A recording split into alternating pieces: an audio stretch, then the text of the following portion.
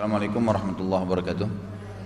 Alhamdulillah wassalatu wassalamu ala rasulillah. Segala puji bagi Allah subhanahu wa ta'ala, juga salawat dan taslim besar Muhammad sallallahu alaihi wasallam. Kita membahas tentang kenabian Nabi Muhammad sallallahu alaihi wasallam kan? Ya. Itu ada di halaman berapa tadi?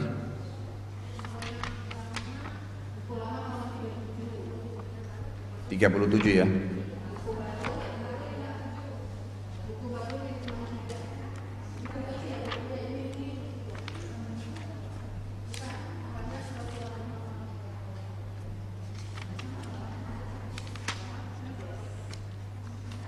Buku lama berapa?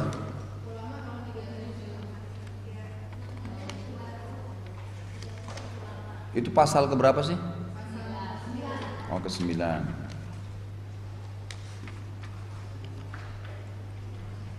Baik. Nabi Muhammad SAW adalah nabi penutup dan satu-satunya nabi yang diutus, ya, yang diutus untuk seluruh manusia adalah beliau. Sebagaimana beliau bersabda, semua nabi-nabi diutus sebelumku khusus untuk kaumnya, dan aku diutus untuk seluruh alam semesta. Jadi semua nabi-nabi sebelum beliau selalu targetnya adalah kaumnya saja. Dan bisa saja nabi itu bertetangga, seperti kisah Nabi Lut yang ada di Yordania, bertetangga dengan pamannya Nabi Ibrahim yang ada di Palestina. Tapi masyarakat Yordania tidak punya kewajiban datang ke Palestina, cukup dia imani risalah Nabi Lut dan mengimani ada Ibrahim, tapi dia mengikuti syariatnya Nabi Lut, sehingga kalau dia meninggal dalam keadaan tersebut masuk surga. Tapi kalau ada di antara pengikut Nabi Lut mau hijrah tinggal di Palestina lalu mengikuti ajaran Nabi Ibrahim, maka dia harus terapkan syariat Nabi Ibrahim di Palestina. Dia tidak boleh terapkan apa yang dibawa oleh Nabi Lut, gitu kan? Tapi dia imani, kalau dia meninggal masuk surga, gitu kan? Tidak boleh ya satu sama yang lain berbentrok. Ini nabi-nabi sebelum Nabi Muhammad SAW, sama dengan Nabi Khidir di Turki dan Nabi Musa di Irak, di Mesir, di Afrika. Nah, gitu. Satu di Asia, satu di Afrika. Juga sama lokasi dakwanya masing-masing, gitu kan? Lokasi dakwah masing-masing. Nabi Muhammad SAW diutus untuk seluruh alam semesta, tidak ada terkecuali. Ini dulu poinnya. Nabi Muhammad SAW sebagaimana nabi-nabi lain diberikan kelebihan. Kelebihannya cukup banyak. Kelebihan fisik, beliau orangnya tinggi, putih, gagah, gitu kan? Badannya sangat kekar. Rambutnya berwarna hitam lebat, tidak keriting, tidak lurus, yang beliau biarkan sampai kuping atau sampai pundak. Ya, beliau memiliki kulit yang sangat putih, saking putihnya sampai pipi beliau kemerah-merahan. Beliau secara fisik memiliki kesempurnaan luar biasa. Setiap orang melihatnya, orang akan merasa selalu senang, dan setiap orang yang bersahabat dengannya mengira dia adalah orang yang paling disayangin. Saking lembutnya Nabi SAW, padahal sebenarnya dia mungkin orang yang kesekian. Sebagaimana terjadi pada Amr bin As radhiyallahu anhu yang pernah berkata kepada Nabi SAW dengan bangganya, "Ya Rasulullah, siapa orang yang paling anda cintai?" di depan sahabat-sahabat yang lain. Karena Amr bin As melihat perilaku Nabi SAW pada dia sangat luar biasa, sangat lembut, sangat santun, selalu nanya kabarnya. Dia pikir dia adalah orang yang paling dicintai. Lalu dia terkagetkan waktu Nabi mengatakan Abu Bakar di depan orang semua. Lalu dia tanya, siapa lagi ya Rasulullah? Rasulullah mengatakan Umar. Siapa lagi ya Rasulullah? Uthman. Siapa lagi ya Rasulullah? Ali. Terus 10 orang yang masuk surga, nanti yang ke-11 baru Amr bin As.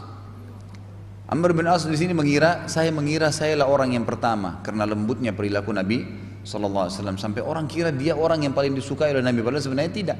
Memang Nabi begitu bermuamalah. Selalu tanyain kabarnya, kamu kenapa tidak hadir, ada tidak hadir di majelis, kalau sakit dijenguk, kalau butuh bantuan dibantu, selalu, kalau bertemu selalu disapa, tidak pernah Nabi SAW itu eksklusif. Maka sahabat-sahabatnya pun merasa sangat dekat dengan beliau. Jadi bersahabat dengannya itu orang-orang mengira bahwasanya dia adalah orang yang paling dicintai dan disayangi oleh Nabi SAW, padahal sebenarnya belum tentu karena baiknya beliau bermuamalah. Nah, seperti umumnya para nabi-nabi diberikan kekuatan mukjizat, dan ini inti bahasan kita hari ini. Mujizat ini sesuatu yang bahas definisinya itu khariqu anil ada, keluar daripada kebiasaan manusia. Jadi manusia tidak masuk di akal mereka gitu. Setiap nabi-nabi juga diberikan mujizat sesuai dengan kemampuan atau keadaan kaumnya. Seperti zaman Nabi Musa, orang suka dengan sihir, gitu kan? Fir'aun suka dengan sihir dan masyarakat sudah memasyarakat sihir itu. Yang terjadi akhirnya Allah SWT mengutus Nabi Musa yang mengalahkan sihir mereka. Waktu 10.000 orang penyihir Fir'aun lemparin tali-talinya berubah jadi ular, Nah, kalau sihir tidak bisa nyerang, nggak bisa nyerang, hanya bisa goyang-goyang saja di tempat, menakut-nakuti orang. Kalau ada sesuatu kita lihat seperti itu jelmaan dipegang langsung kembali ke benda asalnya. Jadi dia tidak bisa buat apa-apa. Nah, waktu Nabi Musa AS lempar tongkatnya, tongkat Nabi Musa belum berubah dari ular, kemudian jalan memakan tali-tali itu. Nah, prosesi memakan tali-tali ini menandakan bukan sihir. Karena kalau sihir nggak bisa nyerang, nggak bisa dia. Maka dimakanlah semua 10.000 tali tadi. Semua penyihir tadi tiba-tiba langsung sujud kepada Allah karena mereka tahu ini bukan sihir. Maka itu tuan-tuan, di zaman Nabi Isa alaihissalam terkenal dengan kedokteran. Orang suka racik obat, mengawetkan orang mati gitu kan. Itu selalu dikerjakan mereka. Banyaklah hal-hal yang berhubungan dengan medis. Allah utus Nabi Isa alaihissalam lahir tanpa ayah, gitu kan, yang mengalahkan ilmu mereka sampai akhir hari kiamat tidak mungkin terjadi. Tapi seperti itu. Nah, karena Nabi Muhammad SAW kena diutus untuk seluruh alam semesta, maka mukjizat beliau mencakup semua itu, mencakup semua. Bisa ngalahin sihir, bisa ngalahin ilmu kedokteran, bisa mengalahkan ilmu alam, bisa semuanya. Nggak ada yang mustahil. Semua mukjizat Nabi SAW. Puncak mukjizat Nabi adalah Al-Quran. Puncak mukjizat Nabi adalah Al-Quran. Siapa yang membacanya dapat petunjuk, dapat pahala, menjadi cahaya buat dia, jadi saksi untuknya pada hari kiamat, itu kan, bisa menenangkan hati. Banyak sekali kelebihan daripada Al-Quran. Seperti kita pernah tahu atau saya pernah jelaskan, kalau orang kena sihir atau kesurupan dibacain ayat pasti dia akan reaksi spontan. Padahal sebenarnya bagi kita ayat itu biasa. Apalagi Al-Falaq, An-Nas sudah dihafal dari kecil. Tapi ternyata pada saat dibacain penyihirnya kepanasan, jinnya juga kepanasan. Terus dibacain tidak berhenti, minta berdoa sama Allah dihancurin, maka bisa hancur. Mukjizat yang setelahnya adalah ada dibagi dua oleh ulama. Ada mukjizat yang dalam bentuk informasi, ada mukjizat sesuatu yang kelihatan dengan mata kepala, kan gitu. Nah, informasi ini baik itu kejadian sebelum Nabi Muhammad SAW seperti kisah nabi-nabi, Nabi Hud, Nabi Saleh, Nabi Shu'aib, Nabi Musa, Nabi Isa, Nabi Sulaiman, Nabi Daud. Semua ini nabi-nabi yang diberitakan oleh Nabi SAW yang kita tidak pernah tahu. Oh ya, berhubungan dengan nabi-nabi, kami selalu punya utang 3 ya, sisa 3 nabi dari 25 kan ya. Ya, ada Nabi Zulkifli dengan Nabi Ilyas dan Ilyasa. Ya, ada 3 nabi yang sisa itu. Kemarin sudah kita sebutkan 22 kan. Ada Nabi Zulkifli, kalau Indonesia biasa mengatakan Zulkifli ya. Zulkifli, Ilyas dan Ilyasa. Ilyasa ya. Itu ada kisahnya sendiri ya. Saya sarankan ibu-ibu bisa beli buku terbitan Gema Insani Press. Itu ada 25 kisah Nabi dan Rasul buat anak-anak. Itu ada bergambar, bisa dibeli dari Nabi Adam, dan di situ berurut. Nabi Adam, setelah itu Nabi Idris, setelah itu Nabi Nuh, setelah itu Nabi Ibrahim dan seterusnya ke bawah sampai 25 Nabi Rasul. Tapi ini ada 3 Nabi yang tersisa yang pekan lalu saya belum sebutkan. Baik, Nabi Muhammad SAW punya mujizat sebagaimana Nabi-Nabi sebelumnya. Tapi mujizat Nabi dibagi 2 oleh para ulama. Ada yang berbentuk informasi, baik info itu sesuatu yang sudah terjadi, yang kita belum pernah tahu lalu diinformasikan, gitu kan. Seperti kasus pertemuan Nabi Musa sama Nabi Khidir, gitu kan. Itu kan kita tidak pernah tahu. Sampai Nabi Muhammad SAW mengatakan dalam hadis Bukhari, semoga Allah merahmati Musa. Kalau Musa nggak banyak bertanya pada Khidir, kita akan tahu banyak informasi, gitu kan. Tapi kan Nabi Khidir, waktu Nabi Musa bilang, saya hambanya Allah yang paling pinter di muka bumi. Lalu Allah utus Jibril AS mengatakan, hai Musa, jangan sampai kau sombong karena ada hamba Allah lebih pintar daripada kamu. Lalu Musa mengatakan, kalau gitu tunjukkan ya Allah. Lalu diberikanlah isyarat untuk menguji kepintaran Musa kan. Kamu jalan aja di pesisir laut, cari pesisir laut, jalan pesisir laut, sampai dan bawalah dalam sebuah baskom ikan. Kalau ikan itu loncat di pesisir laut sisi mana, disitulah dia. Dibawalah oleh Nabi Musa ini. Terus jalan sana, jalan sini, jalan sana, tidak ketemu-ketemu. Sampai satu waktu mereka istirahat kena ngantuk sekali malam, gitu kan. Mereka tertidur, Musa tertidur alaihissalam, yang sama dia juga pembantunya tertidur. Ternyata ikannya itu loncat. Ikannya loncat. Pembantunya Nabi Musa ini sempat ngeliat, tapi karena ngantuk ditidur sama dia. Besok pagi jalan lagi. Sudah agak jauh jalan, barulah ya Musa alaihissalam mengatakan, saya heran kenapa kok belum kelihatan nih tanda-tandanya Allah. Mestinya sudah kelihatan. Terus tiba-tiba ditanya ke pembantunya, apa kok tidak ada sesuatu? Coba periksa ikan kita. Diperiksa ternyata ikannya sudah nggak ada. Baru pembantunya bilang, oh tadi malam waktu kita istirahat ikannya saya lihat loncat ke air. Kata Musa, kalau gitu kita harus kembali ke sana. Kembalilah ke sana. Ternyata ketemu di sana dengan Khidir. Dia di bawah pohon. Kata Musa setelah berikan salam, siapa kamu? Dia mengatakan, saya Khidir. Kata Musa, saya adalah Musa. Saya ingin belajar dari kamu karena Allah menuntun saya ke kamu.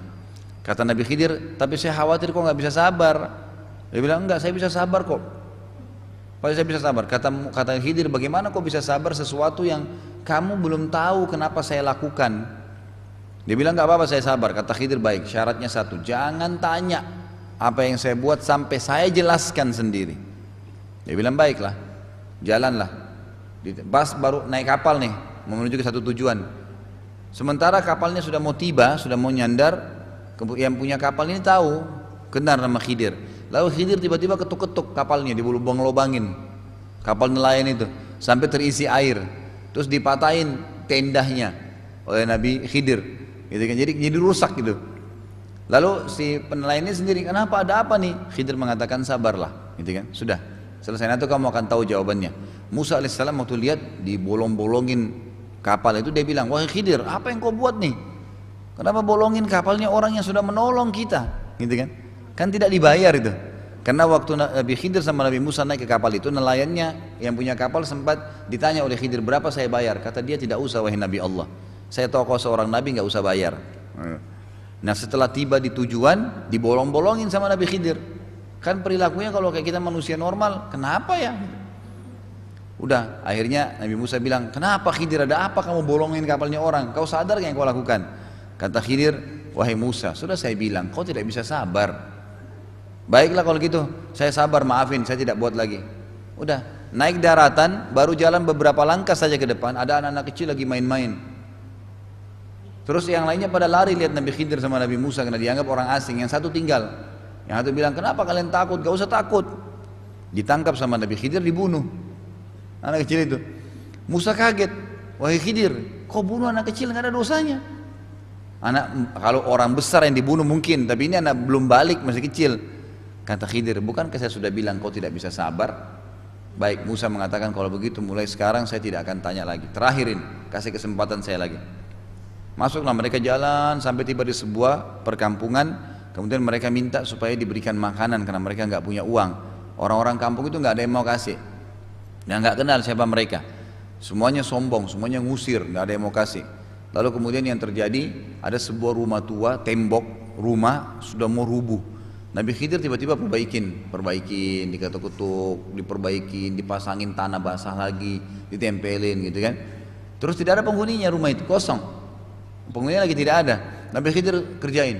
Musa heran, ada apa yang dibuat sama Khidir ini? Lalu kata Musa, wahai Khidir, kau perbaikin rumahnya orang di sini, orang kampung ini. Mestinya kamu bisa minta balasan supaya kita dapat makanan. Kata Khidir, wahai Musa, sekarang saatnya kita pisah. Kamu bertanya kepada saya sebelum saya jelaskan. Makanya saya bilang ibu-ibu di pengajian jangan seperti Nabi Musa, khusus masalah ini nih. Belum selesai dijelasin sudah bertanya. Bedanya ibu-ibu sama bapak-bapak itu, kalau bapak-bapak dengar dulu sampai terakhir baru tanya, kalau ibu-ibu tidak, baru beberapa kalimat sudah angkat tangan, udah minta gitu. Baik, jadi jangan dulu karena nanti dijelasin. Akhirnya Nabi Khidir mengatakan, sekarang saatnya saya jelaskan kenapa saya lakukan semua itu, dan kau harus tahu sebelum saya jelaskan, saya tidak melakukan ini kecuali dengan izin Allah. Allah yang perintahin, saya nggak punya ilmu untuk itu. Kalau kapal yang saya jebol-jebolin itu lubang-lubangnya masih bisa ditempel. Kebetulan memang pada saat itu ada berita wahyu dari Allah bahwasanya sebentar lagi akan ada seorang raja yang memang tinggal di sekitar situ, itu selalu mengambil kapal-kapal yang masih bagus. Kalau dia lihat sedikit saja ada cacatnya, nggak jadi diambil. Maka dengan itu kapal nelayan tadi selamat. Nanti dia kembali lagi sekian lama baru mengambil lagi kapal-kapal. Itulah sebabnya kenapa saya bolongin. Kalau enggak dia akan kehilangan kapalnya semua. Yang kedua, anak kecil yang saya bunuh itu kena perintah Allah agar anak ini selamat masuk surga.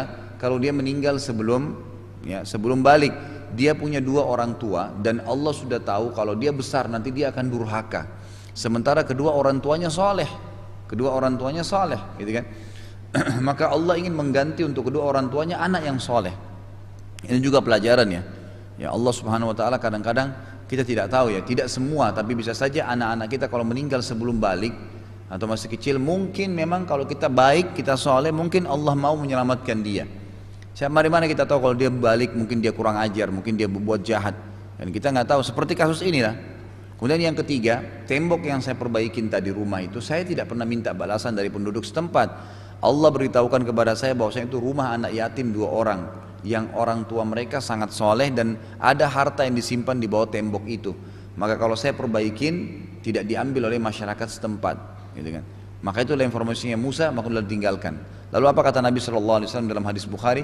Semoga Allah merahmati Musa. Kalau dia nggak banyak protes, maka kita akan mendapatkan banyak informasi dari Khidir. Kan itu Nabi Khidir, ini prosesnya terjadi dalam satu perjalanan. Selama hidup Nabi Khidir ini banyak kejadian, gitu kan? Kaya sekali dengan kejadian ilmu yang luar biasa, gitu. Itu contohnya. Nah ini informasi Nabi SAW sampaikan sebagai bentuk mujizatnya beliau. Kita nggak pernah tahu kan sebelumnya informasi tentang nabi-nabi sebelum kita. Jadi informasi tentang Nabi Adam, informasi tentang semuanya, pertama penciptaan Adam dalam Al-Quran itu semua mujizat. Juga masuk dalam informasi yang sedang terjadi di zaman beliau dan informasi yang akan terjadi. Ya, di sini di buku yang saya bawain tadi Sahih Mukjizat Nabi ini di awal-awal banyak sekali menyebutkan tentang masalah mukjizat Nabi dalam bentuk informasi tadi. Informasi seperti contohnya bisa dilihat ya. Ini kita tidak bahas buku ini hari ini karena ini cukup banyak. Tapi bisa dilihat di footnote halaman di daftar isi ya. Kita bisa lihat di situ ada penaklukan kampung, perbendaharaan Kisra dan tidak ya, penaklukan negeri maksudnya ya. Di daftar isi. Saya masih baca daftar isinya. Di situ ada berita tentang masa depan dan perkara gaib, kan gitu judulnya ya. Penaklukan kampung, negeri maksudnya ya, perbendaharaan Kisra. Jadi kerajaan Persia akan runtuh. Ya. Kemudian ada perjalanan aman dari San'a ke Hadramaut. Ini juga ada informasi dari Nabi SAW, gitu kan. Waktu Khabbab bin Arad radhiyallahu anhu sahabat Nabi itu pernah datang kepada Nabi, kemudian beliau perlihatkan punggungnya ini, ibu-ibu sekalian itu bolong.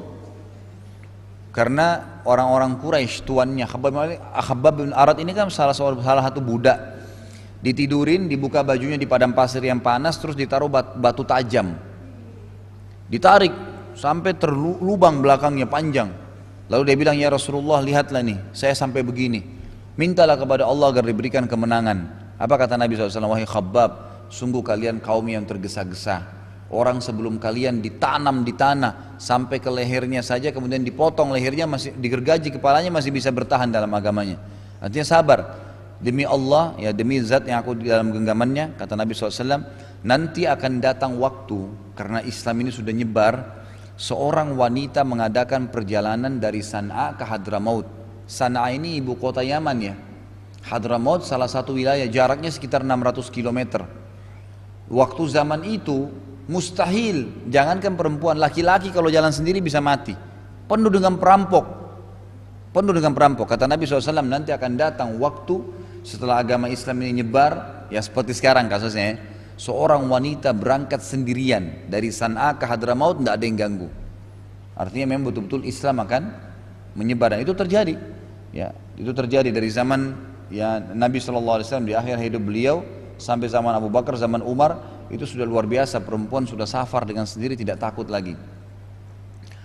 Ada juga kisah-kisah yang lain di sini, binasanya Kisra, kemudian orang yang berlayar, para pembohong dan pembuat berlomba meninggikan bangunan. Ini informasi semua ya.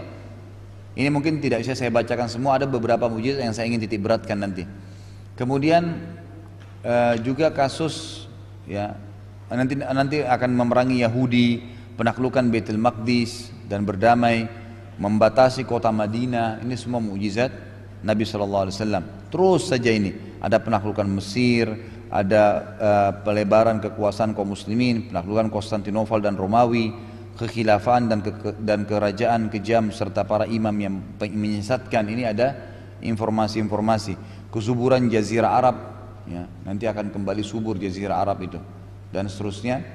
Kemudian ada banyak sekali di sini contoh-contoh mukjizat Nabi SAW dalam bentuk informasi. Baik, yang saya ingin titik beratkan di sini, saya akan pilih-pilih ya, karena waktu kita nggak cukup bahas semua ini, banyak sekali, ya banyak sekali. Coba di sini bisa dilingkarin nomor 41 ayat halaman 58. Ya, daging domba yang beracun. Ya. Baik. Saya sebutkan kisahnya begini. Di dalam hadis Bukhari disebutkan bahwasanya Nabi SAW waktu menaklukkan Khaybar, Khaybar ini sebuah wilayah yang dihuni oleh para orang Yahudi, gitu kan? Waktu takluk Khaybar ini, maka orang Yahudinya mengalah semua. Setelah dikepung 48 hari. Mereka sangat tahu orang-orang Yahudi ini kalau Nabi Muhammad SAW gemar sekali makan daging kambing, gemar makan apalagi pahanya. Maka ada orang-orang Yahudi atau segelintir mereka menyiapkan makanan banyak sekali, ya kan? Di tengah-tengah makanan itu tidak disebutkan nasi atau roti, tapi yang jelas makanan yang menumpuk di nampan-nampan yang banyak. Kemudian ada satu nampan, di tengah-tengahnya ditaruh paha kambing, yang lainnya tidak ada, nggak ada paha kambingnya. Sahabat-sahabat ini sudah kehabisan makanan. Pada saat itu dihantarkanlah makanan sebagai bentuk kesannya, bentuk penyerahan diri orang Yahudi lah. Diberikan sesajen kepada Nabi SAW makanan, silakan makan. Lalu Nabi SAW suruh buka, ya, makanan itu ditutup, disuruh buka. Kemudian beliau paling pertama menyentuhnya, dan karena sahabat tahu Nabi paling gemar makan paha kambing, maka nampan yang ada paha kambing dikasih ke depan Nabi. Dan Nabi SAW yang paling pertama mencuilnya. Mencuri sebagian daging tersebut, kemudian memasukkan ke dalam mulut beliau. Para sahabat ini menunggu Nabi duluan gitu.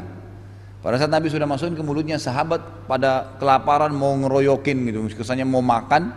Lalu Nabi mengatakan, pegang tangan kalian, berhentiin.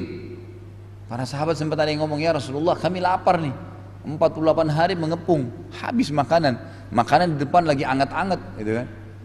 Orang kalau lapar gimana, pengen nerjang aja gitu kan. Maka kata Nabi SAW, tahan tangan kalian, jangan sentuh.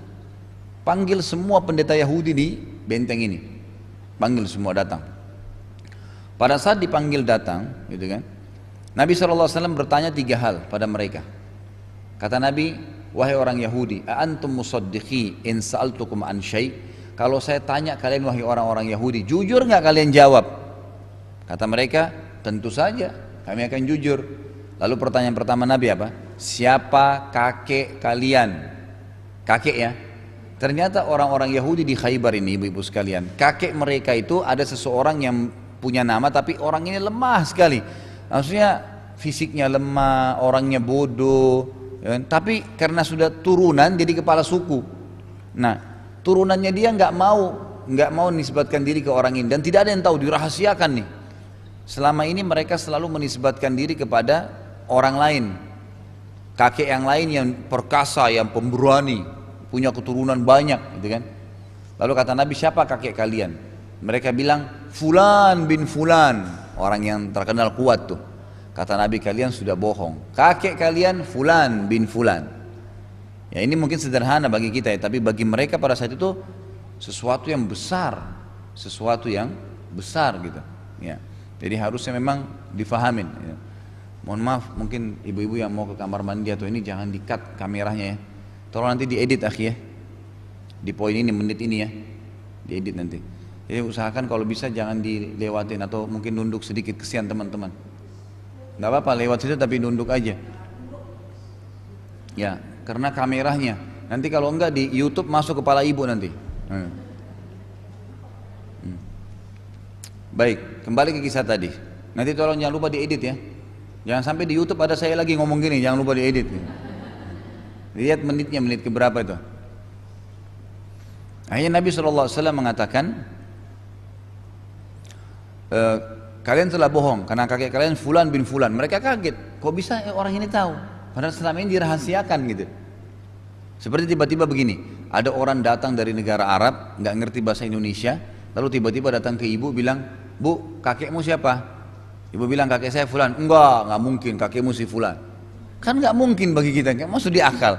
Dari mana dia tahu gitu? Bukan keluarga, bukan siapa gitu kan? Nah, itulah yang terjadi. Maka Nabi SAW membuat mereka kaget karena Nabi bilang kakekmu fulan bin fulan, gitu kan? Mereka diam. Kata Nabi SAW yang kedua kali, hai orang-orang Yahudi, apakah kalian jujur kalau saya tanya sesuatu? Ya ma'syaral Yahud, antum musaddiqi in sa'altukum an syai'. Mereka bilang tentu saja. Lalu apa orang Yahudi bilang? Kalau kami bohong, maka Allah akan beritahukan kepada kami kepada kamu sebagaimana Allah beritahukan kepadamu tentang kakek kami siapa. Dari sini orang-orang Yahudi tahu nih.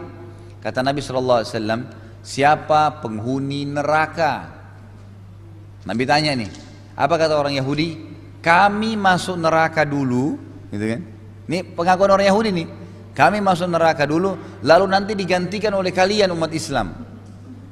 Kata Nabi SAW, kalian bohong. Kami tidak akan pernah menggantikan kalian. Artinya kalian akan kekal di neraka. Lalu Nabi tanya yang ketiga kali, apakah kalian akan jujur kalau saya tanya lagi? Mereka bilang iya, sudah nyerah, nggak bisa lagi. Dua kali bohong, kejebak. Lalu kata Nabi SAW, kalian taruh racun nggak di daging kambing nih? Mereka bilang iya. Kata Nabi, kenapa kalian taruh? Mereka bilang, kami mau buktikan kau nabi atau bukan. Kalau kau nabi, kau tidak akan kena. Tapi kalau kau bukan nabi, maka kami berharap kau mati dan akhirnya kami berkuasa lagi. Sekarang ambil pelajaran dari sini nih. Buktinya kan Nabi tahu, ya? Berarti benar dong mereka bilang ini Nabi. Nah, Nabi kan tahu.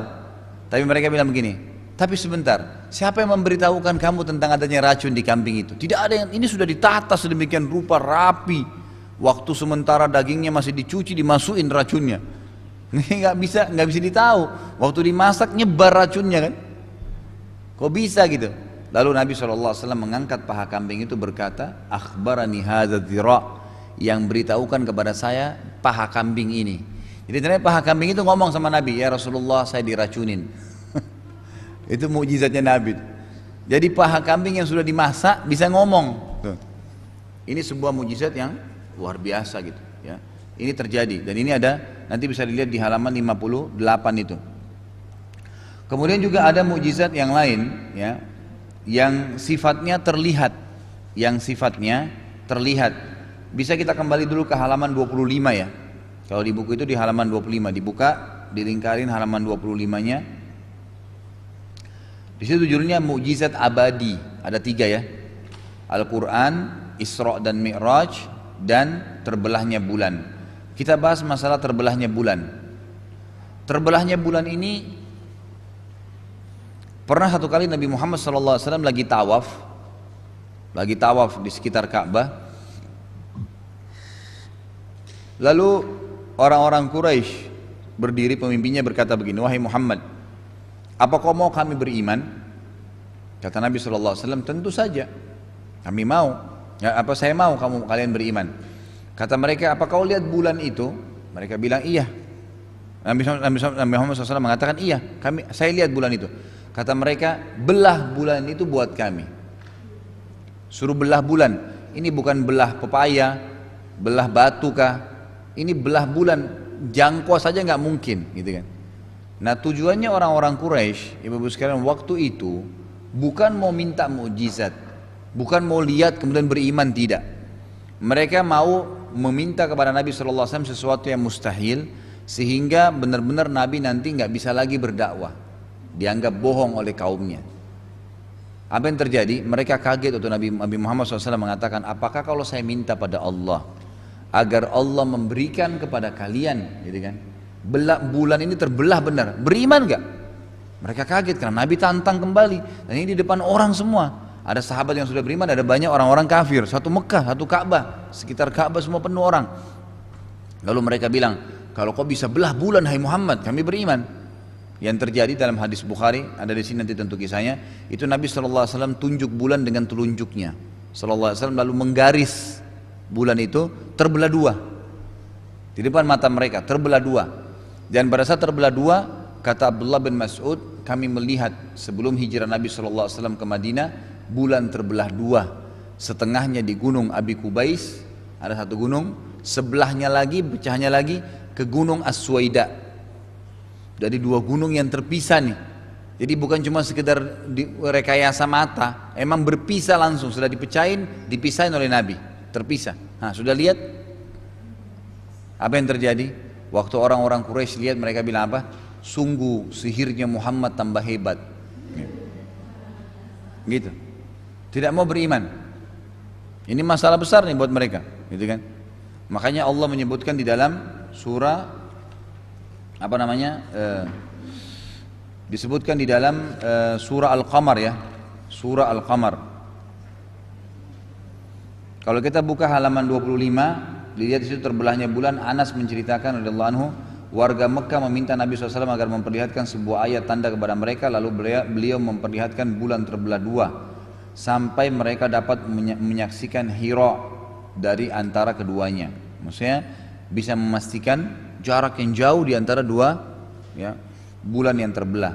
Ibnu Mas'ud menurutkan di zaman Rasulullah SAW belum pernah bulan pernah terbelah menjadi dua bagian, sebelah ada di atas gunung dan sebelah lagi ada di bagian bawahnya. Kemudian Rasulullah SAW bersabda, saksikanlah. Ya, ini semuanya disebutkan dalam hadis Bukhari. Kalau dalam ayat Al-Quran diceritakan dalam surah Al-Qamar. Surah Al-Qamar kan masalah bulan ya. Ya. Al-Qamar namanya bulan. Allah mengatakan dalam surah Qamar, a'udzubillahi minasyaitonir rajim, iqtarabatis sa'atu wa insyaqqal qamar wa in yarau ayatan yu'ridu wa yaqulu sihrun mustamir. Ya. Jadi di sini Allah mengatakan sungguh telah dekat hari kiamat dan benar-benar telah terbelah bulan. Kalau mereka orang-orang kafir Quraisy melihat ya. Ada surah Qamar, buka aja Qur'annya kalau ada Qur'an. Surah Al-Qamar. Pada saat mereka melihat tanda-tanda kebesaran Allah, betul-betul matahari bulan itu terbelah, mereka masih berpaling dan mengatakan ini sihir yang terus-menerus. Fakadzabu, lalu mereka membohongi itu. Nah, terus saja mereka mengatakan itu dusta, terus saja. Mereka menolak. Nah, seperti itu. Nah, ini terbukti secara ilmiah. Kalau ibu-ibu bisa share aja di Google, coba ketik foto bulan terbelah, gitu. Nanti bisa lihat di situ ya. Ada, kalau insya Allah didatangkan, saya di laptop saya pernah ada tuh. Ada gambar dari satelit, diambil gambar bulan. Itu secara ilmiah memang diperlihatkan dengan foto yang sangat dekat. Di tengah-tengah bulan itu ada retakan. Ada seperti kalau benda bulat pernah dibagi dua tapi berantakan, gitu kan, ada retakan, kemudian disatuin lagi dilem. Jadi kesannya begitu tuh, bulan itu kelihatan garisnya itu, sekeliling bulan semuanya. Apa kata para ilmuwan? Ini bukan hanya retakan biasa, tapi terbukti secara ilmiah kalau ini pernah ya, dari garis ini terbukti karena semuanya kena, semua satu bulan itu semuanya, gitu kan, dengan garis yang lurus tengah-tengahnya, gitu kan. Ini menandakan bulan pernah terbelah. Kapan? Mereka tidak tahu. Tapi mereka bilang ini buktinya bulan pernah terbelah dan bukan mustahil terbelah lagi satu waktu. Gitu. Kalau kita sudah tahu dalam surah Al-Qamar, Allah namakan surah itu Al-Qamar tentang kisah pembelahan bulan itu tadi. Jadi ini kalau saya bahasakan ya, kuasa Nabi SAW terhadap bulan. Jadi Nabi bisa menguasai bulan. Baik, ada kisah yang lain.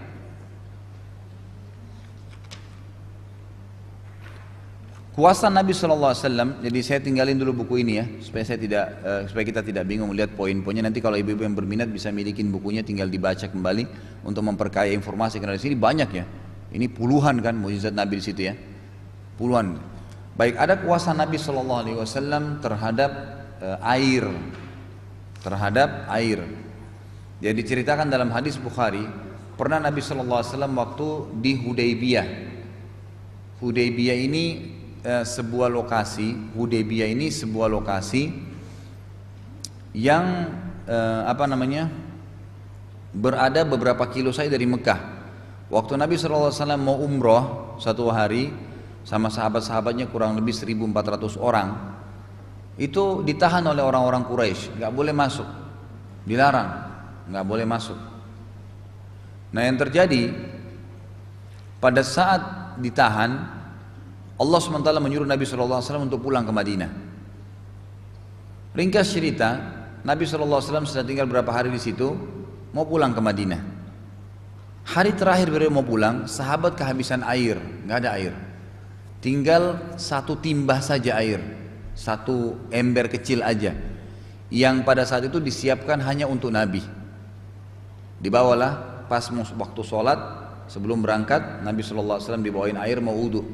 Begitu beliau mau wudhu, ini 1399 orang sahabat ini semuanya mendekati Nabi, ngerumun semua. Nabi lagi mau wudhu, lalu Nabi tanya, ada apa dengan kalian? Kenapa kalian ngerumun seperti ini? Kata Jabir radhiyallahu anhu yang menceritakan kisah ini, ya Rasulullah, kami kehabisan air, dan air yang tersisa untuk minum dan bersuci cuman ini nih, yang di ember anda nih. Maka kami menunggu anda selesai, lalu kami akan berebut air ini, nggak ada lagi. Lalu kata Jabir, kami menyaksikan Nabi SAW memasukkan telapak tangannya ke dalam ember tersebut, sehingga jari-jari beliau mengeluarkan air sallallahu alaihi wasallam, dan airnya tumpah-tumpah keluar dari ember itu. Maka kami pun segera berlumba-lumba mengambil tempat minum-minum kami, kendi-kendinya dipenuhin semuanya. Kemudian setelah selesai semuanya, terus saja air di tangan Nabi mengalir terus, gitu kan, sampai penuh semua kendi-kendi kami. Kemudian untuk persiapan pulang ke Madinah, kemudian kami semua mulai berwudu karena air itu terus mengalir. Kami berwudu semuanya. Selesai kami berwudu, barulah Nabi SAW mengangkat tangannya dan berhentilah air itu. Beberapa sahabat yang tidak hadir bertanya kepada Jabir, berkata, hei Jabir, kira-kira berapa jumlah orang waktu itu? Kata Jabir, 1400 orang. 1400 orang. Dan demi Allah, kalau seandainya jumlah kami 100.000, maka cukup air itu. Ini kuasa Nabi SAW terhadap air. Baik, ada juga kuasa Nabi SAW terhadap awan. Masih berhubungan dengan air ya, mirip dengan air, tapi ini kuasa Nabi terhadap awan. Satu hari Nabi SAW lagi khutbah Jumat, kemudian datanglah seseorang dari kejauhan luar masjid teriak-teriak, ya Rasulullah, ya Rasulullah, wahai utusan Allah, utusan Allah. Nabi SAW lagi khutbah Jumat nih, orang semua bingung, ada apa orang ini? Orang lagi khutbah Jumat kan hening biasanya, ini enggak, teriak-teriak dari luar. Lalu kata Nabi dari atas mimbar, malak, ada apa dengan kamu? Dia bilang, ya Rasulullah, sesungguhnya ya, tanaman-tanaman kami mati semua, kering, hewan-hewan ternak kami mati, jalan-jalan kami jadi pecah, banyak yang retak-retak, gitu kan. Mintalah kepada Allah sementara anda di mimbar agar Allah turunkan hujan. Jadi ternyata orang ini buru-buru tadi manggil-manggil Nabi itu sebelum Nabi turun dari mimbar, supaya Nabi SAW berdoa. Yang terjadi Nabi SAW berdoa, kata, ya ini kebetulan yang meriwayatkan hadis ini namanya Anas bin Malik, sahabat Nabi radhiyallahu anhu. Waktu itu Nabi SAW segera atau seketika mengangkat tangannya ke langit lalu berkata, ya Allah, ya Allahumma agithna, Allahumma agithna, 2 kali. Ya Allah, turunkan hujan buat kami, turunkan hujan buat kami. Kata Anas bin Malik, waktu saya lihat ke atas langit, karena kan zaman dulu tuh atap rumah dari pelapa-pelapa kurma, kelihatan langitnya ada celah-celahnya. Dia bilang, saya lihat langit seperti kaca, artinya nggak ada awannya. Kan biasa kalau mau hujan itu ada awan dulu, nggak ada hujan turun tanpa awan gitu. Ya harus ada awan-awan kan yang menampung air yang diserap oleh matahari penuh jadi hujan gitu kan. Nggak ada awan, dia bilang seperti kaca. Tapi tiba-tiba saja awan berdatangan jadi mendung hujan sebelum Nabi SAW turun dari mimbarnya. Dan kami tidak melihat matahari selama seminggu sampai Jumat depan. Hujan terus. Jumat depan Nabi naik lagi di mimbar, datang lagi orang yang sama. Ya Rasulullah, ya Rasulullah. Nabi tanya, ada apa lagi? Ya. Dia bilang, ya Rasulullah, sungguh binasa hewan-hewan kami, rusak tanaman kami, dan jadi tidak bisa kami jalan karena banjir. Mintalah kepada Allah untuk diberhentiin hujan. Lalu kata Nabi SAW, ya Allah, kasihanilah hewan-hewan ternak kami, tumbuh-tumbuhan kami, mudahkanlah jalan-jalan buat manusia. Lalu kata Anas bin Malik, saya melihat Nabi SAW menunjukin awan-awan yang ada di atas kota Madinah. Setiap yang ditunjuk bubar, hilang awannya, berhenti hujannya. Jadi dengan jarinya Nabi SAW. Dan ini hadis sahih riwayat Bukhari. Dan ini kuasa Nabi SAW terhadap awan. Kuasa Nabi SAW, kisah yang lain ya, menyembuhkan sahabat yang sedang sakit. Cukup banyak ya kisah-kisah berhubungan dengan ini. Di antaranya di perang Badr. Di perang Badr itu ada satu orang sahabat namanya Qatadah radhiyallahu anhu. Qatadah ini terkenal gagah sekali, dan dia niat setelah perang, kalau tidak terbunuh mati syahid, dia akan menikah. Pada saat lagi terjadi peperangan, tiba-tiba saja ada satu anak panah yang datang mengenai bola matanya Qatadah yang sebelah kanan. Kena pas di bola matanya, sehingga bola matanya itu karena berat anak panahnya jatuh. Bola matanya keluar, tergantung gitu. Ada beberapa sahabat yang lewat lihat, mengatakan, wahai Qatadah, sudah nggak bisa matamu, kami potong saja. Tapi Qatadah waktu itu diberikan hidayah oleh Allah, dia pintar, dia bilang tunggu dulu. Dia sudah tahu matanya nggak bisa berfungsi. Bawa saya ke Rasulullah SAW. Ya, mumpung Nabi ada, coba bawa, liatin dulu. Begitu dibawa ke arah Nabi SAW, Nabi tersenyum dari jauh. Waktu lihat matanya mau jatuh, Nabi senyum. Langsung Nabi bilang begini, wahai Qatadah, kalau kau mau, saya doakan kamu kepada Allah untuk disembuhin mata kamu. Boleh. Sembuh sekarang, bisa. Sebagai mujizat ya. Tapi kalau kau sabar tanpa mata, kau dijamin masuk surga. Karena matamu ini hilang di medan perang. Tapi Qatadah berpikir waktu itu, ibu-ibu sekalian. Dikatakan dalam hadis ini, Qatadah berpikir, kalau saya minta sembuh, sembuh. Tapi tidak ada jaminan surga. Atau saya tanpa mata, saya masuk surga. Berat dua-duanya nih. Maka Qatadah tiba-tiba bilang, ya Rasulullah, doakan kepada Allah agar mata saya sembuh dan saya minta surga.